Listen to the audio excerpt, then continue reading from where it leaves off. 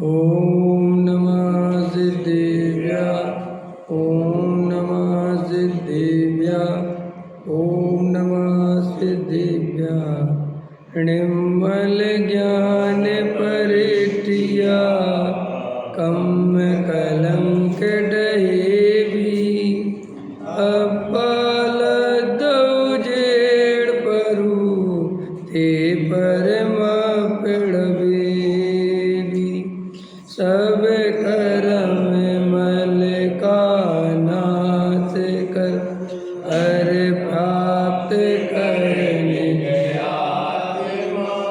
जो लीन निर्मल ध्यान में नम कर निकल पर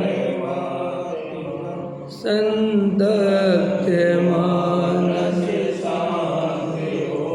जिनकी गुणों की गान में वे वर्धमान मान जिन बिच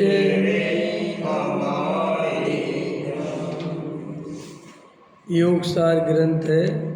योगसार प्रवचन प्रश्न गाथा नंबर 8 पृष्ठ क्रमांक 13।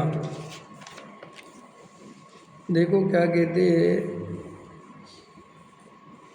वैरात्मा बाहर में नग्न हो, एक लंगोटी भी ना हो, परंतु पूर्णानंद आत्मा का आदर नहीं, और जिसे राग के अंश का भी आदर है, उसे 14 ब्रह्मांड का आदर है, उसके प्रभाव छूटे ही नहीं। स्वभाव को जाने बिना परभावों से भिन्न कैसे होगा। परभावों के आदरवंत को तो परम स्वभाव परमात्मा का त्याग है। देखो बहिरात्मा किसे कह रहे, अंतरात्मा बहिरात्मा की चर्चा चल रही ना। तो बहिरात्मा बाहर में नग्न हो गया, साधु हो गए, त्यागी वृत्ति हो गए, मुनिराज हो गए, समझ में आया। दया दान पूजा भक्ति व्रतशील संयम त्यागी वृत्ति ब्रह्मचारी, और उसका उनके चित्त में आदर रहता है, बहुमान रहता है, उससे वो अपने को बड़ा मानते हैं, उससे अपने को थोड़ा धर्मात्मा मानते हैं, समझ में आया। ये बहिरात्मा का लक्षण है। अगर अपन भी अपनी बाहरी क्रिया से पूजा कर ली, स्वाध्याय कर लिया, थोड़ा प्रक्षाल कर लिया, थोड़ा दान दे दिया, थोड़ा शुद्ध भोजन कर लिया, अष्टमी चतुर्दशी एकासन कर लिया, हरी छोड़ दी, इससे अपने को जरा सा भी ऐसी मान्यता है कि हम धर्मात्मा हैं, तो पूरा का पूरा मिथ्यात्व खड़ा है। अभी ये बात सुनने में थोड़ी कड़क लगती है, सुनने में थोड़ी तकलीफ देती है, लेकिन आप ये बात समझ लें, हम जब तक परिपूर्ण ज्ञायक भगवान आत्मा को परम अकर्ता के रूप में स्वीकार नहीं करेंगे, और ये जड़ की क्रिया जड़ से होती है, इसका कर्ता भोक्ता मैं नहीं हूँ, चाहे वो व्रतादिक की क्रिया हो, चाहे वो भोगादिक की क्रिया हो, इन दोनों से मैं सर्वथा भिन्न हूँ। उसमें रंच मात्र भी अपनापन, कर्तापन, भोक्तापन रहे तो वह गारंटी से मिथ्यात्व रहता है।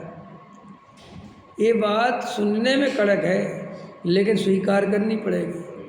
अपन अनादि काल से वर्तमान तक जो मिथ्या दृष्टि आए और 4 गति परिभ्रमण किया, तो पापों के कारण किया, मिथ्यात्व के कारण किया, वो तो है ही, लेकिन असली मिथ्यात्व क्या है। असली मिथ्यात्व तो ये है कि जब भी हमें मौका मिला, अवसर मिला पार होने का, हम लोग ने ये दया दान पूजा भक्ति में व्रतशील संयम में धर्म बुद्धि कर ली।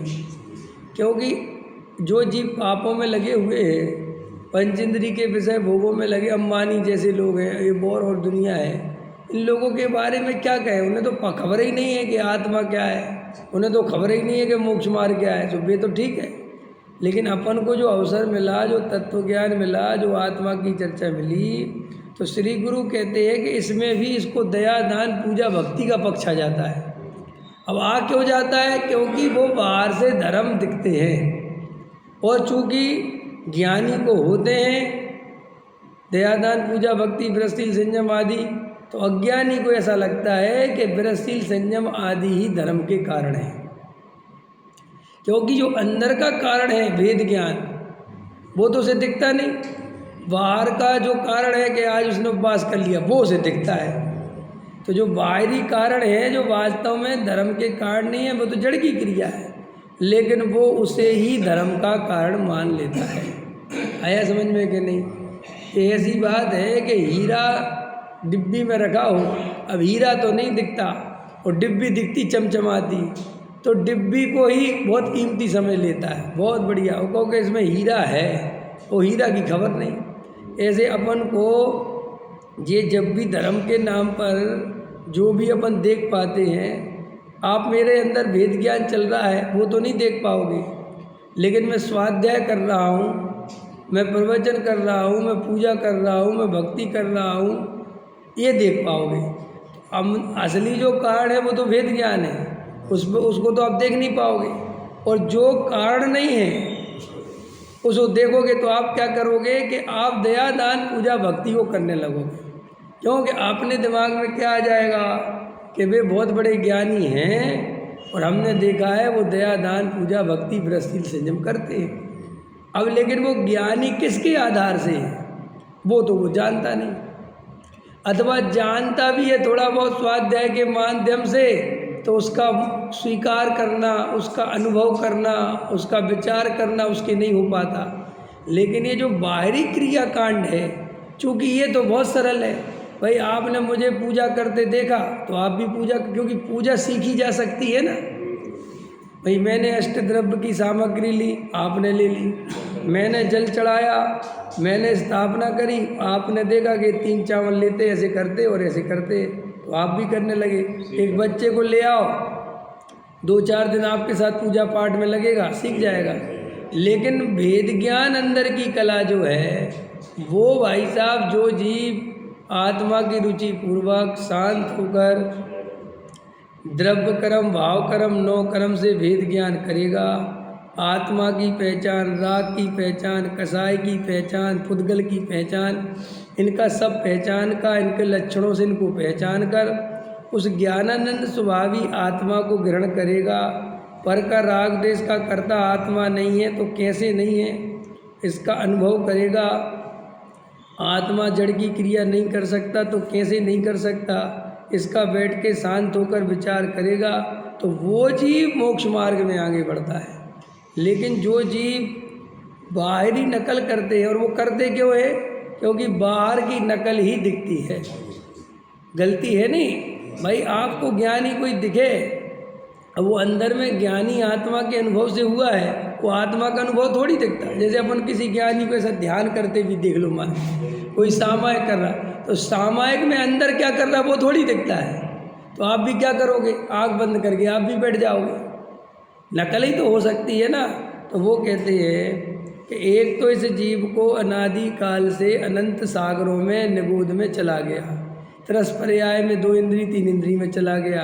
अब संगी पंचेंद्री हुआ तो क्या हुआ कि धर्म करना तो चाहा, सोचा कि मैं मुक्ति को प्राप्त करूं, लेकिन मान्यता क्या रह गई, विपरीतता क्या रह गई कि शरीर की क्रिया को धर्म मान लिया। और शरीर की क्रिया को धर्म मानने से उस शरीर की क्रिया का कर्ता भोक्ता बन जाता है। तो अपन के अंदर भी अगर ये मान्यता पड़ी रहती है कि दया दान पूजा भक्ति मैं करता हूँ और इससे धर्म होता है, यानी साहब मैं तो नहीं मानता, धर्म मानने का धर्म ही नहीं होता। धर्म मानने का अर्थ है उससे थोड़ा भला मानता है। क्या मानता है, हम ज़्यादा भला तो नहीं मानते, लेकिन अशुभ से अच्छा शुभ है, इतना भला मानते, इतने में भी पूरा मिथ्यात्व खड़ा है। जैसे जहर की एक बूंद भी, पूरी एक बूंद इतनी सी, और खीर में गिर गई और 10 किलो की खीर है, तो भी वो खीर कोई नहीं खाएगा। और किसी से कहो एक ही बूंद गिरी है इतनी खीर में, तो पता भी नहीं चलेगा, मर नहीं सकते तुम। वो कहेगा भाई साहब मरे चाहे नहीं मरे मैं तो नहीं खा सकता, वो मर थोड़ी जाऊँगा, खीर नहीं खाऊंगा तो मुझे तो नहीं खानी खीर। वो लोग खाएगा, आपको 10 किलो खीर में एक जहर बूंद की मिला दें, कहेंगे खा लो थोड़ा सा, खाओगे? नहीं खाओगे, बिल्कुल नहीं खाओगे। ऐसे ही कई लोग सोचते हैं कि हम शुभ भाव को मोक्ष मार्ग तो नहीं मानते, ये बात तो ठीक है, लेकिन शुभ भाव करना तो चाहिए। शुभ भाव होना तो तुझे इतनी शुभ भाव होना चाहिए, करना चाहिए, इतना अंदर में उसके प्रति पक्ष क्यों है ये बता। कि इसलिए कि अशुभ की अपेक्षा तो अच्छा नहीं, अशुभ की अपेक्षा शुभ अच्छा नहीं है। ये अच्छा अपेक्षा लगा के अच्छा का मतलब क्या है? दोनों ही दृष्टि में ये चाहिए, दोनों में रंच मात्र भी उपादेय बुद्धि नहीं चाहिए। समझ में आया? तो वो अंदर में मैंने इतना त्याग कर दिया, मैंने ऐसा त्याग कर दिया, उसका अहंकार चल रहा है। देखो क्या लिखा, बहिरात्मा बाहर में नग्न हो, एक लंगोटी भी ना हो, परंतु पूर्णानंद आत्मा, उनको शास्त्र दे दो, आदर नहीं, और जैसे राग के अंश का भी आदर है। देखो राग का आदर नहीं लिखा गुरुदेव श्री ने, क्या लिखा? पृष्ठ क्रमांक 13 है, सबसे नीचे, बहिरात्मा बाहर में नग्न हो, ठीक है कि नहीं, एक लंगोटी भी ना हो, परंतु पूर्णानंद आत्मा का आदर नहीं है, ठीक है। अब राग के अंश का आदर है, ये पूर्णानंद आत्मा का आदर नहीं का मतलब क्या है? पूर्णानंद आत्मा का आदर नहीं का मतलब क्या है?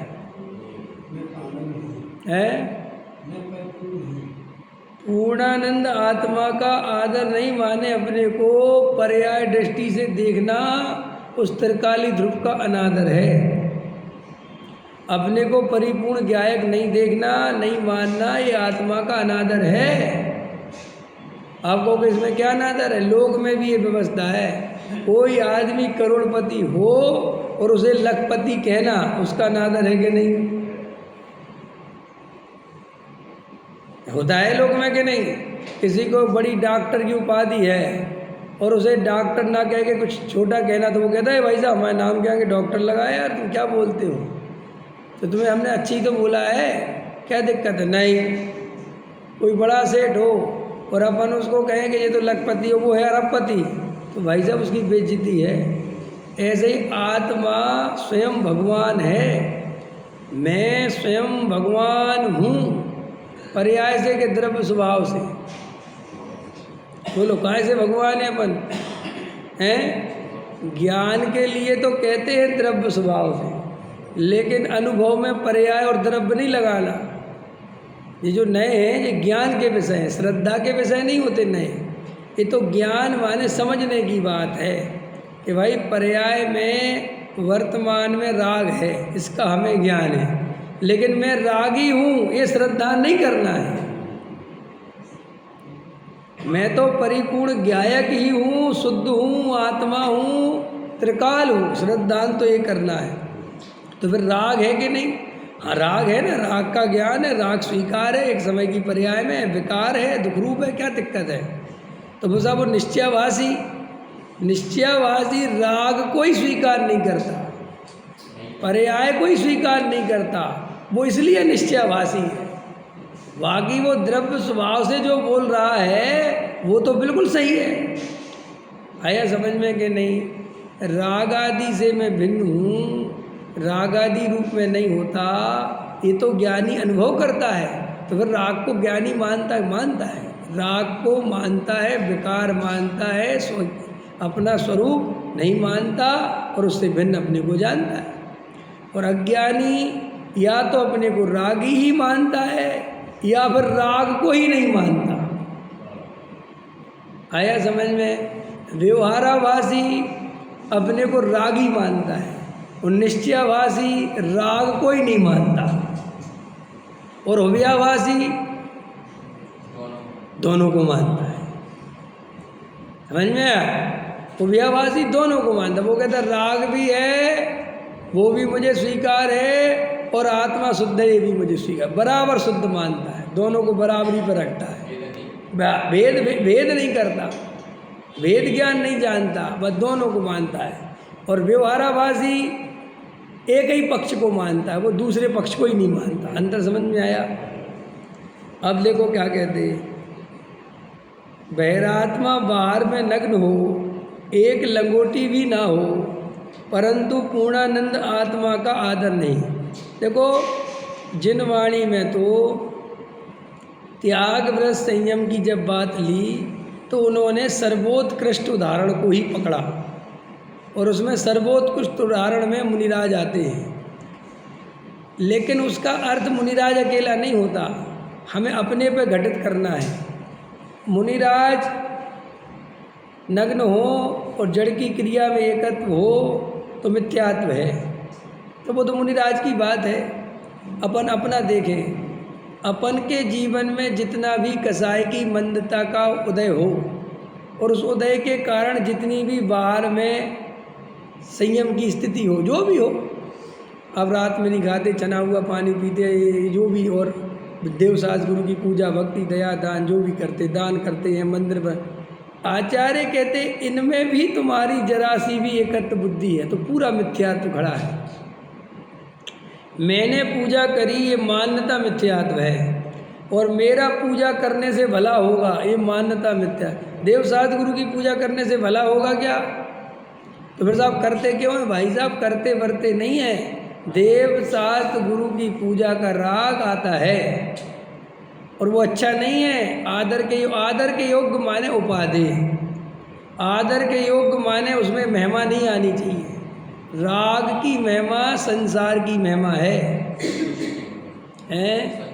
हाँ। कोई मुनिराज अपने आचार्य भगवंत के चरणों में बैठे रहें और उनकी खूब पूजा भक्ति महिमा करते रहे, उनके भैया वृत्ति करते रहे, खूब उनको आहार आदि पूजन आदि में सहयोग करें, तो ऐसा करने से मुक्ति मिल जाएगी? मिलेगी उन मुनिराज को मुक्ति? नहीं मिलेगी। उन्हें उनका भी राग छोड़ना पड़ेगा। क्या? गौतम गणधर के बारे में जी आती किंवदंती, अपने यहाँ नहीं आती, अन्य मत उसमें आती है श्वेतांबर में, कि गौतम गणधर को महावीर के जाते केवल ज्ञान हो गया। समझ में आया कि नहीं? तो बोले क्यों? कि महावीर के प्रति राग था, उतना राग उनको अटकाता था। समझ में आया कि नहीं आया? और महावीर गए और बस बोले अब बात ही खत्म, अब बैठ जाओ। समझ में आया कि नहीं आया? नहीं, मेरा कहने का मतलब ये है कि संजुलन कसाय का राग भी राग है, माने वो राग भी पूरा केवल ज्ञान को रोकता है। आचार्य का आचार्य पद में केवल ज्ञान नहीं होता, जबकि छठवां सातवां गुणस्थान रहता है। तो उन्हें अगर गुणस्थान, तो वो क्या करते? आचार्य पद, क्योंकि वो राग रहता है संघ का, व्यवस्था का।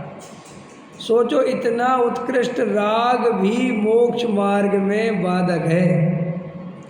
फिर जो बाकी का राग है, स्थूल राग है, संस्था बनाने का, आश्रम बनाने का, मंदिर बनाने का, समाज को जो संघ को चलाने का राग मोक्ष मार्ग में बाधक है, समाज को चलाने का राग, आश्रम बनाने का राग, वो तो और ज़्यादा महाबाधक होगा।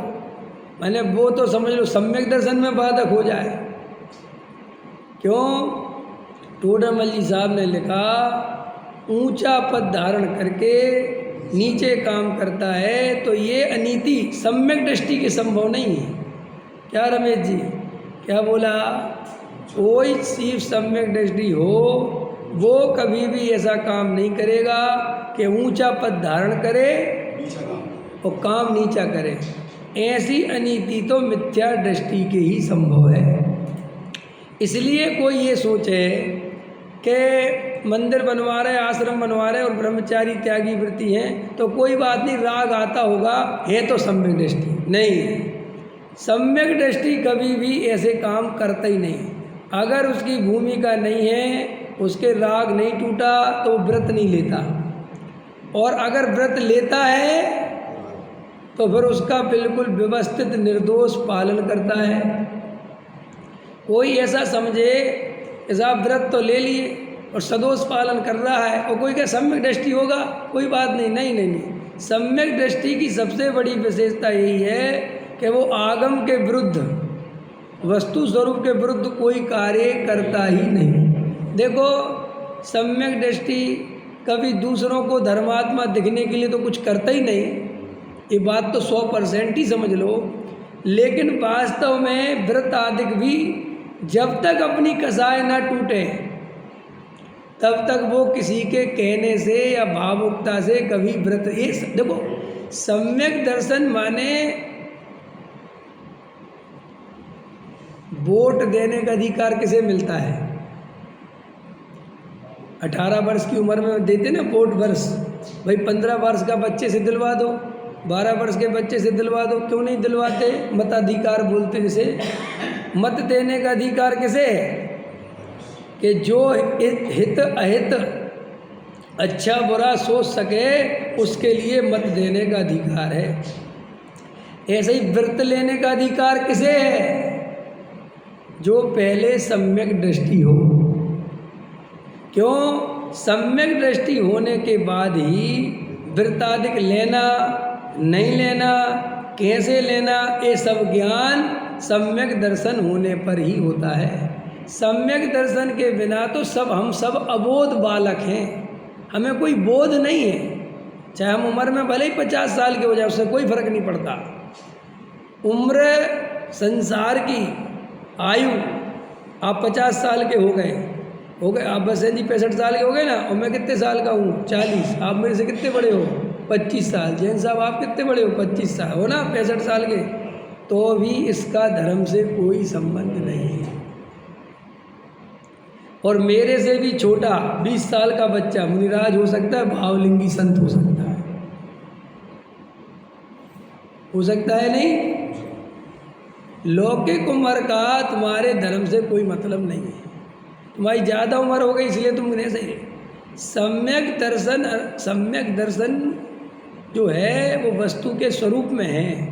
सम्यक दर्शन ज्ञान चरित्राणी मोक्ष मार्ग।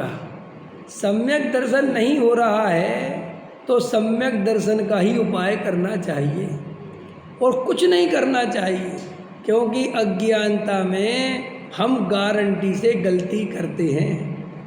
इसलिए सम्यक, देखो चौथे गुणस्थान वाले तीर्थंकर आदि के जीव हैं, शायद सम्यक दृष्टि होते हैं, लेकिन देखो वो कोई आग्रह नहीं करते ना, कोई ऐसा परेशान नहीं होते, कोई भावुक नहीं होते, कोई संसार से ऐसे घबराते नहीं, शांति से आते हैं। उम्र होती है, शादी विवाह करते, राज्य करते हैं।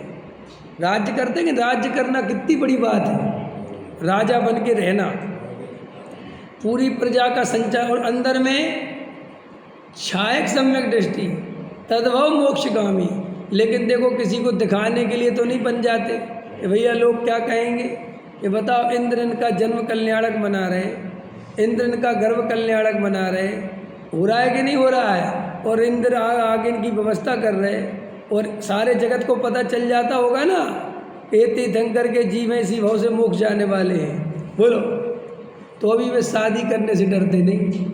तो मैं तो जरा सा 4 आदमी धर्मात्मा कह दें, जो बहुत बड़े धर्मसेन जी तो बड़े धर्मात्मा है जी, बहुत हमारे यहाँ तो मुझे कहीं गए, तुम्हारा समझ लो वो गया यात्रा संघ, और यात्रा संघ में तुम पहुँचे किसी के नगर में, और वहाँ पे भोजन की व्यवस्था हो रही थी।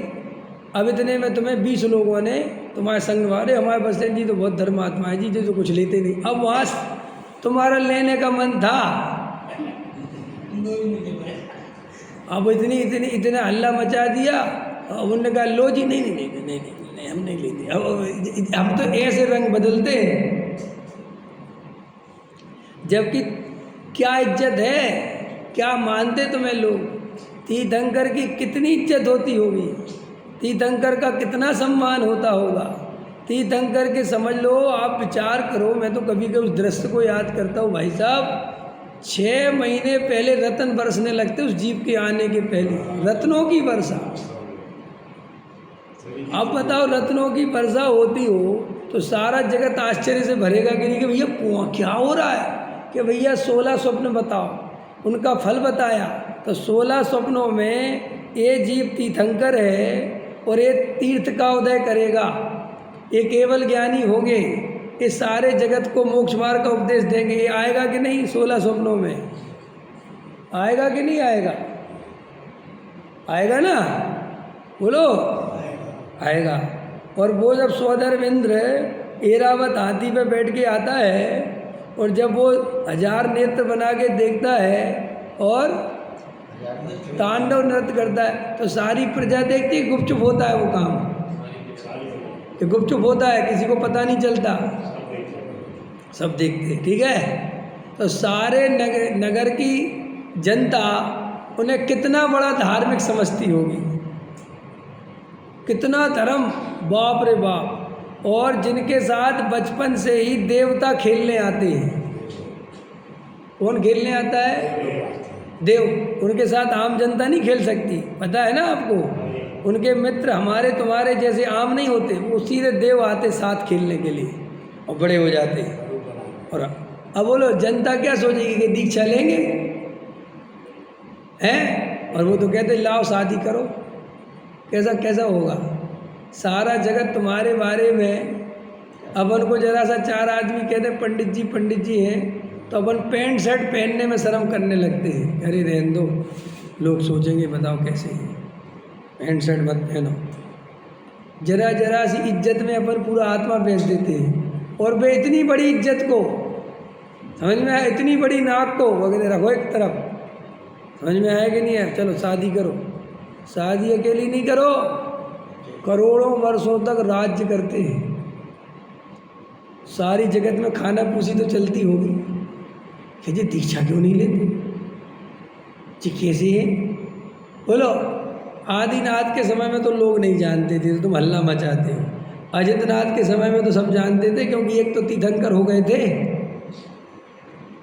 हैं, संभवनाथ के में, अभिनंदन के में, सुमत में, पद में, सुपार्श में जानते थे, और सब ने शादी करी, सब घर में रहते थे शांति से। अब बोलो, क्योंकि धर्मात्मा कभी दूसरों के हिसाब से जीवन नहीं जीते, कभी वे समाज को खुश करने के लिए व्रत नहीं लेते, कभी समाज या समूह या जगत उनको धर्मात्मा समझे इसके लिए वो एक कदम भी नहीं चलते। समझ में आया? चाहे तुम जो समझो नहीं समझो, तुम जानो तुम्हारा काम जाने। वस्तु का स्वरूप ज्ञानियों की यही तो बात है, यही तो गजब गजब की बात है।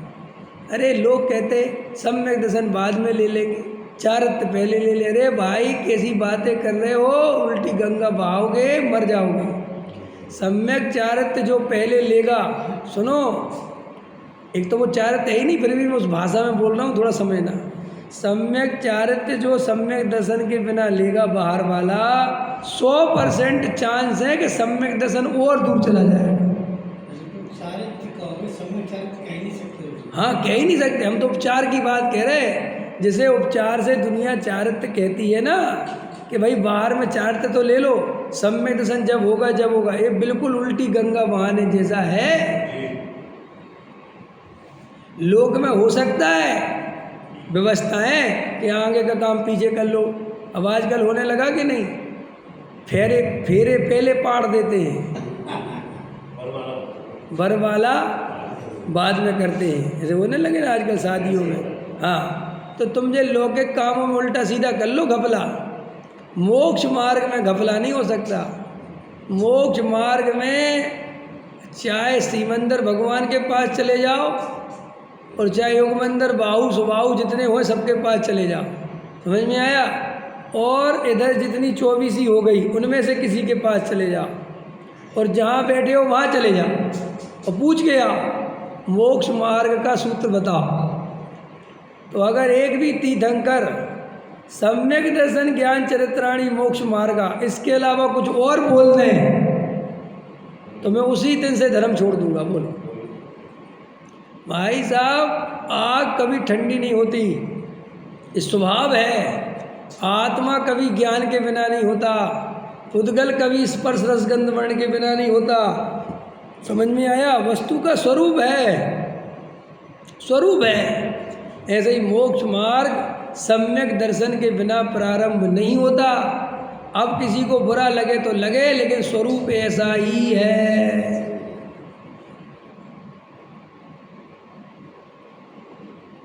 क्या तुम्हारी भावुकता की कोई कीमत नहीं है? क्या कह रहा हूं मैं? और भावुकता से जियोगे तो कभी तत्व ज्ञान नहीं मिलेगा। भावुक क्या होता है? कुछ भी बोलता है आदमी, कुछ भी। कोई मर जाता है, आदमी क्या क्या बोलता है, एक भी सही बोलता है? तुम भी एक्टिंग करते हो सुनने की और वो भी एक्टिंग करता है बोलने की, सब झूठ है। अभी वो मास्टर जी की शोक सभा में बोल रहा था ना, वो क्या नाम था उसका, कि आपको अमेरिका नहीं जाना, हम इनकी व्यवस्था करेंगे। अरे तू क्या व्यवस्था करोगे? आओ तो एक दिन देखो, अभी बता दे व्यवस्था। तुम होते कौन हो जिम्मेदारी लेने वाले? तुमने मीटिंग करके जिम्मेदारी ली। भाई साहब, तुम और हम सब खड़े रहेंगे, एक दिन की रोटी देने नहीं जाओगे। यही संसार का स्वरूप है। अपने माँ बाप तो संभाल नहीं पा रहा आदमी, तुम दूसरों की दे रहे हैं। मास्टर जी हमारे बड़े काम के, लेके जाओ। सब बातें होती हैं, नहीं समझ में आया? सारा जगत भावुकताओं में बोलता है, अज्ञानता में बोलता है। ऐसे ही बहुत सारी बातें व्यवहार में से जिनवाणी में भी आती हैं। तो सब ज़्यादा दिमाग नहीं लगाना, वस्तु का स्वरूप जैसा है बिल्कुल वैसा समझना। छोटी छोटी बातों में अटके पड़े रहते हैं। भाई साहब एक बात याद रखो बस, टोडरमल जी साहब ने एक सूत्र बनाया 7वें अधिकार में, जिनागम में, जिनवाणी में 2 प्रकार के नयों से कथन किए गए हैं। एक का नाम निश्चय नय है, एक का नाम व्यवहार नय है। सो निश्चय नय परमार्थ है। निश्चय नय परमार्थ है माने जैसा बता रहा है वैसा है, और व्यवहार असत्यार्थ है, जैसा है वैसा नहीं बताता। उपचार सो व्यवहार। क्या परिभाषा बताई टोडरमल जी? उपचार सो उन्होंने कहा कि जहाँ ऐसा लिखा है बिल्कुल साफ, जहाँ उपचार का कथन आवे, व्यवहार का कथन आवे, उसका क्या श्रद्धान करना कि ऐसा नहीं है, ऐसा श्रद्धान करना। और जहाँ निश्चय की बात आवे सो ऐसा ही है, ऐसा श्रद्धान करना। क्योंकि ये तो ज्ञानी धर्मात्मा सब जानते हैं कि जिनवाणी में 90% व्यवहार नहीं के कथन है। क्यों है? ये भी प्रश्न का जवाब तो चाहिए। क्यों है? क्योंकि व्यवहार नय में ही वचन व्यवहार चलता है, निश्चय नय में ज़्यादा कहने के लिए कुछ है ही नहीं। भाई शादी तो 7 फेरे की है, वे लगवा दिए, बाकी तो सब औपचारिकता है। हकीकत बात तो है कि वे 7 चक्कर पड़वाओ और कहीं कहीं तो वे 2 साइन करो तो शादी। और सच पूछो तो अंदर राजी तो शादी। अब तो बाहर की बात है, अगर अंदर राजी हो गए तो शादी तो हो गई ना। लेकिन ये सारे जगत में एक व्यवस्था है। आचार्य भगवंत कहते वास्तव में मोक्ष मार्ग तो कितना है, अपने में अपनापन कर लेना, अपना ज्ञान कर लेना और एकांत में अपने में लीन हो जाना, मोक्ष मार्ग। कुछ नहीं, बाकी कुछ है ही नहीं। देखो आराधना कितनी सरल है, कितनी सरल। जहाँ बैठो, जैसे बैठो, कहीं भी हो, बस अपने होने का अनुभव करो, अपने ज्ञाता दृष्टा का अनुभव करो, बस वेद ज्ञान करो। ये सम्यक दर्शन का प्रथम उपाय है। जब ये उपाय हो जाए तो आत्मस्थिरता का उपाय करो। आत्मस्थिरता का क्या उपाय है? क्या उपाय है? जिस भांति प्रज्ञा छेनी से पर से विभक्त किया से, उस भांति प्रज्ञा छेनी से ही अरे गिरण करो इसे। ये पूछा कुंद कुंद देव से कि भैया वेद ज्ञान तो हो गया, सम्यक दर्शन भी हो गया, अब सम्यक चारित्र के लिए क्या करें? कह रहे कैसी बात करते हो, जिस विधि से तुमने सम्यक दर्शन किया है अब उसी विधि से सम्यक चारित्र होगा। उसमें अलग अलग विधि थोड़ा ही है। डॉक्टर साहब बहुत अच्छा समझाते थे, अपने में अपनापन सम्यक दर्शन और अपने में लीनता सम्यक चारित्र। वो क्या है? बाकी तो आज धर्म के नाम पर जो आडंबर फैल रहा है, इतना देखो, जैन धर्म में आडंबर के लिए कोई जगह नहीं, और जैनियों से ज़्यादा आडंबरी खोजना मुश्किल है। सच बता रहा हूँ मैं, जैन धर्म में आडंबर के लिए जगह ही नहीं, क्योंकि जहाँ साधु ही नग्न दिगंबर हो गया। सोचो वज्रसेन जी, भाई साहब कपड़े का आडंबर छोड़ दिया कि जे भी सल है। हमारे मुनिराज नग्न दिगंबर क्यों हो गए पता है आपको? फांस तनक सी तन में साले, चाहे लंगोटी की दुख वाले। क्या अर्थ है इसका? फांस समझते हो? जरा अब तो क्या फांस लगेगी, लोग गांव में नहीं रहते, पहले बहुत लगती थी, हमें तो बहुत लगी। फांस लग गई तो भाई साहब जब तक वो निकल ना जाए, चलो तुम फांस नहीं समझोगे, तुम्हारे दांत में कुछ फंस गया, छुना फंस गया, तुमने आम खाया और एक वो छुना फंस गया उसका, भाई साहब वो जब तक निकल जाए चैन न पड़े। अब कोई ये समझाया कि तेरे बाप का क्या पकड़ रहा है, छुना ही तो है, तेरे को कोई दिक्कत है? अरे यार वो बार बार ध्यान जाता है वहाँ, हमारी जीभ वहीं जाती बार बार, होता है ना, तो छुना निकालो, और खुद से नहीं निकले तो क्या दूसरे से निकालो लेकिन। तो देखो इसको उदाहरण दिया, जैसे फांस तनक सी तन में साले, कितना बड़ा शरीर है, और वो फांस तो देखी है कि नहीं देखी तुम लोगों ने? जब गांव में रह रहे ना और वो फांस लग जावे, तो जब उसे निकाले तो निकाल के देखते थे हम लोग, और कितनी परेशान करती है। तो श्री गुरु कहते हैं ऐसे ही वो चाहे लंगोटी की दुखवाल है, पूरा घर छोड़ दिया, परिवार छोड़ दिया, स्त्री पुत्र कुटुंब धन मका सब छोड़ दिया, यहाँ तक कि सारे वस्त्र छोड़ दिए, बस एक लंगोटी बची है। क्या बची है? तो वो कहते वो लंगोटी इतनी खतरनाक है कि वो जीव को छठवां सातवां गुरस्तान नहीं होने देती। बताओ वो लंगोटी इतनी। एक साधु महाराज थे, तो साधु महाराज के पास एक लंगोटी थी, समझ में आया कि नहीं आया? अब साधु महाराज जो है भिक्षा मांगने जाते थे, तो नगर के लोग उनको खाने पीने बना दे देते थे। अब वो जिस झोपड़ी में रहते थे वहाँ पे चूहा रहता था, तो चूहा उनकी लंगोटी काट देवे, तो बड़े परेशान। अब बड़े परेशान तो उन्होंने अपने जानने वाले जो भी उनसे कही गया, हमारी जो लंगोटी है ये बार बार चूहा काट देता है। तो गाँव वालों का कोई बात नहीं, बिल्ली रख लो, बिल्ली रख लोगे तो चूहा बिल्कुल गायब। अब बिल्ली रख ली, अब बिल्ली को दूध चाहिए, तो बार बार भैया सुबह शाम दूध कौन ले भैया? तो किसी ने कहा अरे महाराज कहाँ चक्करों फंसे, गैया रख लो। सुनने भैया गैया रख ली। अब गाय रख ली तो गाय के लिए चारा चाहिए, सब दूसरों के खेत में, सो उधर गाँव वालों ने पीछे जरा सी झोपड़ी के खेत थी तो वो जगह दे दी, बोले जगह ही ले लो तुम, और इसमें अपनी थोड़ी बहुत खेती वेती कर लिया करो, तो जो तुम्हें ख़त्म हो, जो झगड़ा भी ख़त्म। अब इतना हो गया तो वो गाय संभालने वाला, वो खेत संभालने वाला, तो किसी ने कहा शादी कर लो। शादी हो गई, समझ में आया? अब बाल बच्चे हो गए। अब जब साधु महाराज मरने लगे तो किसी ने कहा कि तुमने अपने जीवन भर क्या ज्ञान प्राप्त किया, वो आत्मज्ञान बता दो। कहने लगे बस ये कही आत्मज्ञान प्राप्त किया कि लंगोटी मत रख। समझ में है? क्योंकि ये लंगोटी से सारी गड़बड़ हो गई। एक तो क्या बोल रहा था, फांस तनक सी तन में साले। अब देखना गजब की बात, कैसा जगत का स्वरूप हो रहा और कैसी समाज में अज्ञानता फैल रही है। इसका आश्चर्य होता है मुझे, क्या हो गया जैनियों को।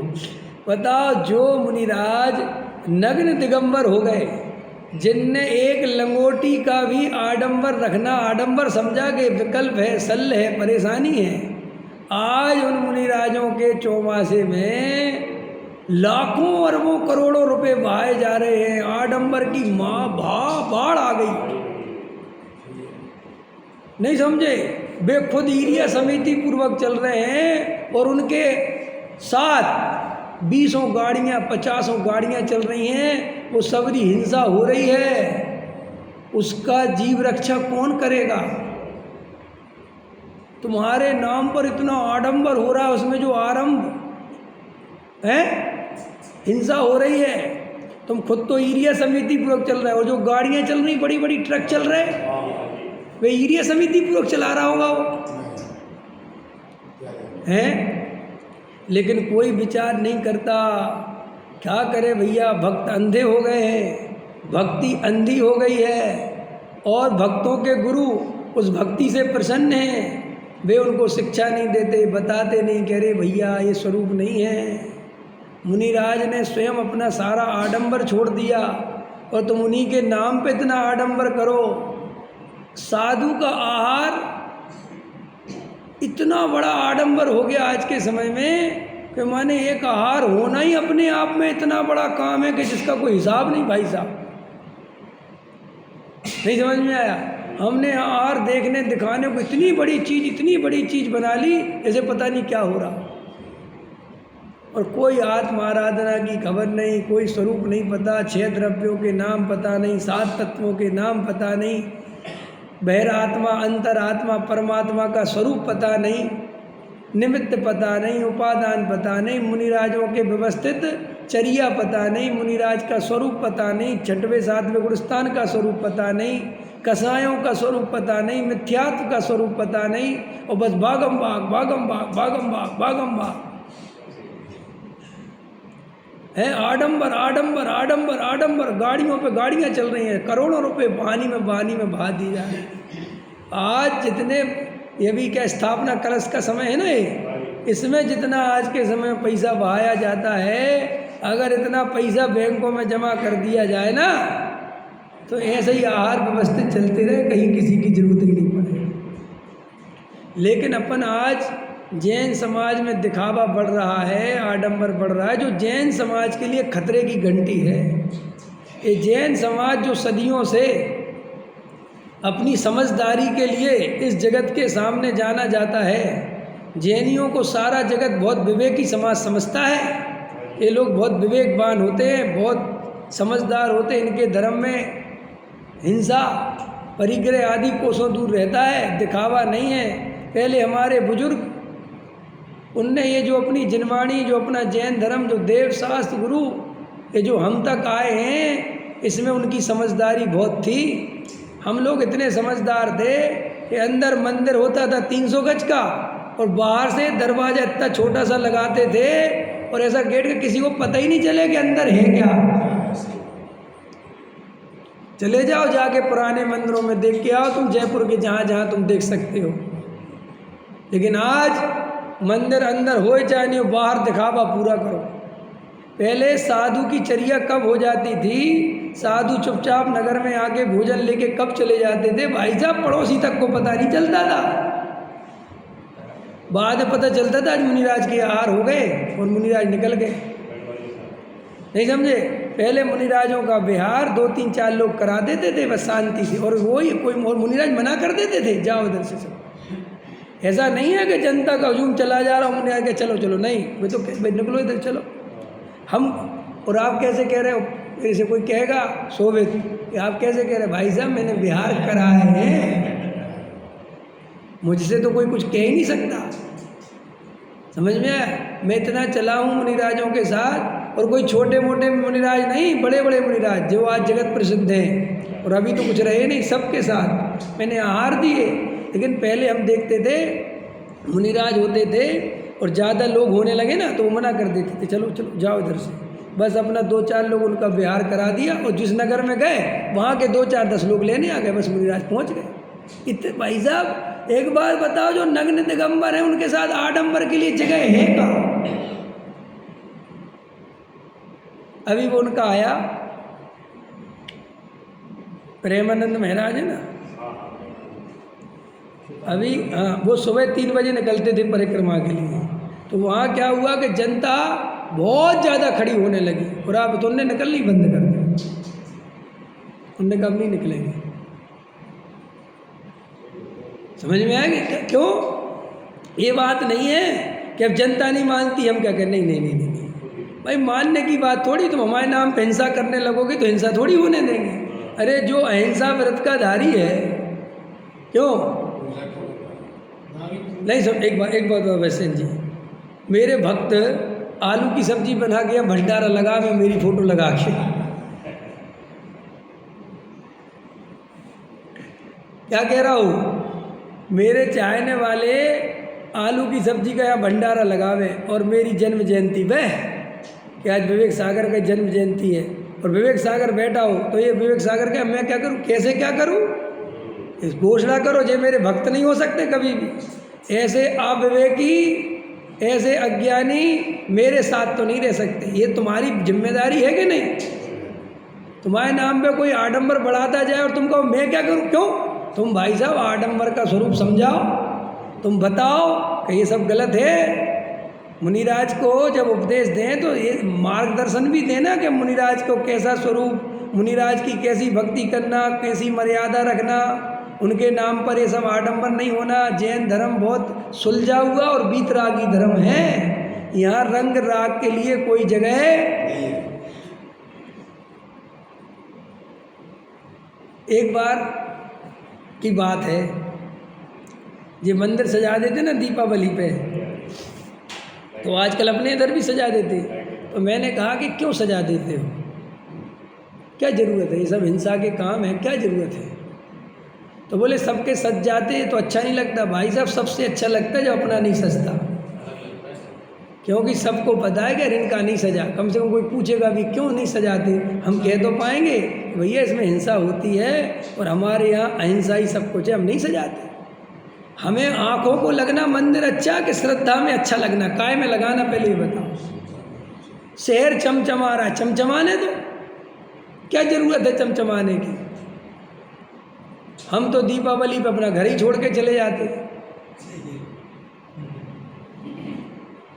नहीं समझ में आया। अभी कोई पूछ रहा था कि साहब दिवाली पे क्या करें, आ जाती मेरे पास खबर, सुनो भैया जो जैनी हैं दिवाली पे कोशिश करो कि घर छोड़ के तीर्थों पे चले जाओ। तो भाई 2-3 दिन की छुट्टी होती है ना, तीर्थों पे चले जाओ, वहाँ बढ़िया पूजन पाठ भक्ति आराधना करो, सबसे बढ़िया दिवाली वही है। न झंझट रहेगी किसको पूजना है, किसको क्या करना है, किसका व्यवहार निभाना है, और तुम 1-2 बार जाओगे सारे जगत को तुम्हारे बारे में पता चल जाए।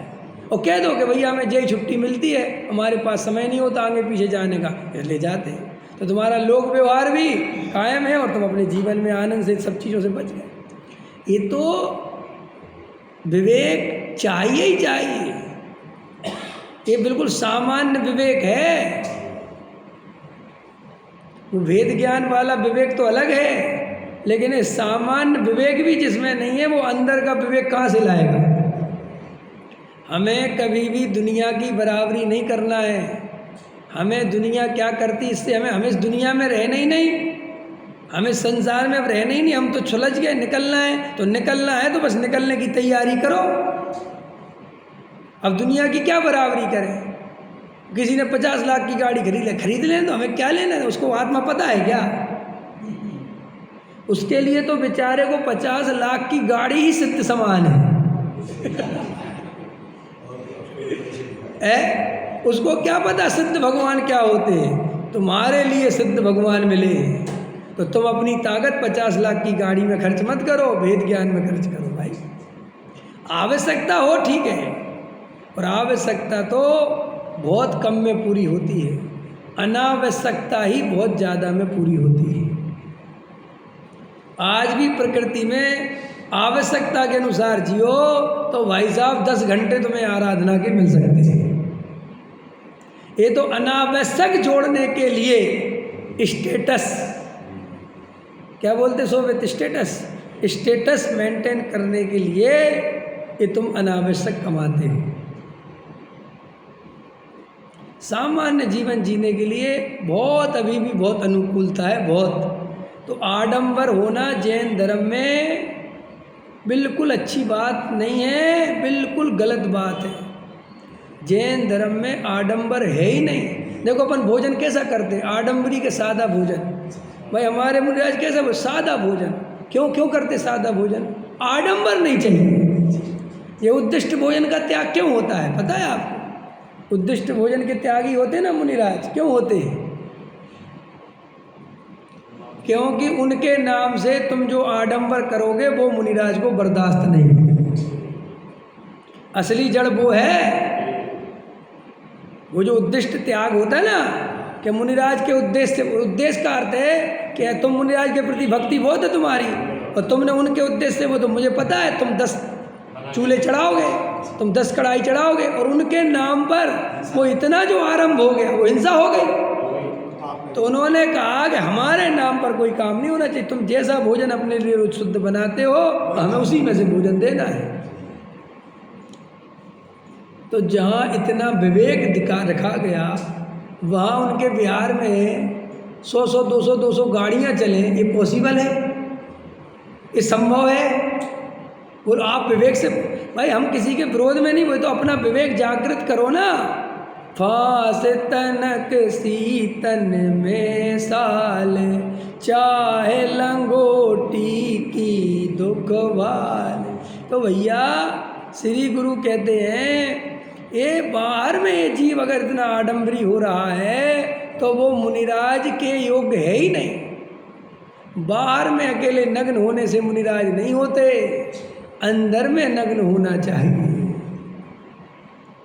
बाहर में क्रियाकांड की नकल कर लेने से कोई सम्यक दृष्टि नहीं होता, अंदर का श्रद्धान बदलना चाहिए। तो सम्यक दर्शन के बिना सम्यक चारित्र नहीं होता। ये स्वीकार है क्या? होता है? बोलो। और सम्यक दर्शन के बिना कभी भी सम्यक चारित्र नहीं होता, एक बार। और जो ऐसा मानता है कि पहले चारित्र ले लेते हैं, सम्यक दर्शन बाद में ले लेंगे, वो महामिथ्यात्व में डला है भाई साहब। उस उल्टी गंगा बहा रहा है और फंस जाएगा, वो गारंटी दे रहा हूँ फंसेगा। हमने आपको तीर्थंकरों का उदाहरण दे दिया, महापुरुषों की बात बता दी। दूसरों के दिखावे के लिए भावुकता से चढ़ जा बेटा सूली पर, ये जैन धर्म नहीं है। जैन धर्म बहुत विवेकपूर्ण, बहुत होशपूर्वक और सम्यक पूर्वक समझने का धर्म है। अगर हमारा चौथा गुणस्थान है और वृत्ताधिक के भाव नहीं आ रहे तो नहीं आ रहे। क्या भरत जी को दीक्षा के भाव नहीं आ रहे? किससे पूछने गए वो? बताओ। भरत जी कहीं पर भी, और उनके सामने तीर्थंकर परमात्मा थे कि नहीं? समोसण में जाके पूछा थे वो कि भैया हमारे घर के सब चले गए, हमें दीक्षा के भाव क्यों नहीं आते? पूछा उनने, कोई शंका करी? लेकिन हम तो जरा सा धर्म समझेंगे नहीं। संयम के भाव, त्याग व्रत के बारे, भैया अभी पहले ढंग से ये तो करो, अभी पहले श्रद्धान तो मजबूत करो। आज अभी श्रद्धान मजबूत है नहीं, और बस त्याग व्रत त्याग व्रत त्याग व्रत।